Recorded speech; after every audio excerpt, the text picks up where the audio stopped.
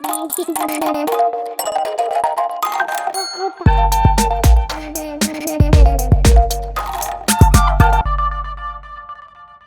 Line क्या है?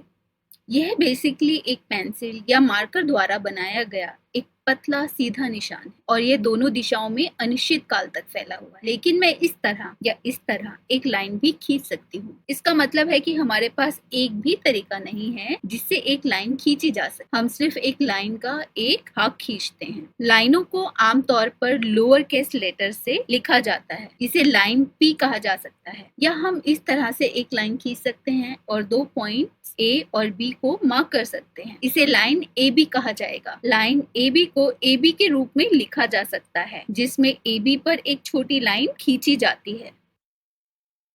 तो एक रे क्या है? एक रे एक पॉइंट से शुरू होती है और एक दिशा में अनिश्चित काल तक चलती रहती है। लाइन की तरह ही रेस को भी अलग तरीकों से खींचा जा सकता है। हम जो ड्रॉ करते हैं वह एक रे का जस्ट एक पार्ट है। हम इस पॉइंट को ए के रूप में मार्क कर सकते हैं और रे पर कहीं पॉइंट बी को मार्क कर सकते हैं। इसे हम रे ए बी कह सकते हैं या इसके ऊपर एक छोटी सी रे के साथ ए बी लिखिए। यह हमें बताता है कि रे पॉइंट ए से शुरू होती है और अनिश्चित काल तक एक दिशा में जाती है। ये थोड़ा आयरॉनिकल है, लेकिन जिस पॉइंट पर रे शुरू होती है उसे रे का एंड पॉइंट कहा जाता है। यहाँ ए इस रे का एंड पॉइंट है, जिसका मतलब है कि इसे रे बी ए या बी ए के रूप में नहीं लिखा जा सकता है जिसके ऊपर एक छोटी रे है। लेकिन लाइन ए बी को लाइन बी ए के रूप में भी लिखा जा सकता है। जब हम किसी रे के साथ डीलिंग कर रहे होते हैं तो हमें केवल सावधान रहने की जरूरत होती है। और अब इस वीडियो में फाइनल कंसेप्ट पर आते हैं। देखें कि हमने यहाँ क्या ड्रॉ